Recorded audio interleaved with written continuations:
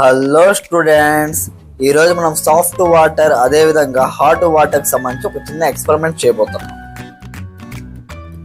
Hot water అంటే calcium లేకపోతే magnesium ions ఉన్న వాటర్ అన్నమాట. దాన్ని నేను చేయడానికి నేనేం చేశానంటే చాక్ పీస్ని పౌడర్గా చేసి ఆ పౌడర్ని వాటర్లో కలుపుకున్నాను అన్నమాట.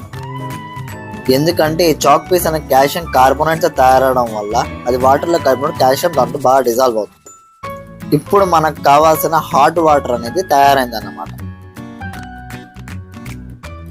ఇప్పుడు నా దగ్గర ఉన్న హాట్ వాటర్ అంటే సాఫ్ట్ వాటర్లో డెటాల్ సోప్ పీసెస్ వేసి బాగా మిక్స్ చేశాను అన్నమాట. ఆ తర్వాత ఏం జరిగిందో మీరే ఒకసారి చూడండి.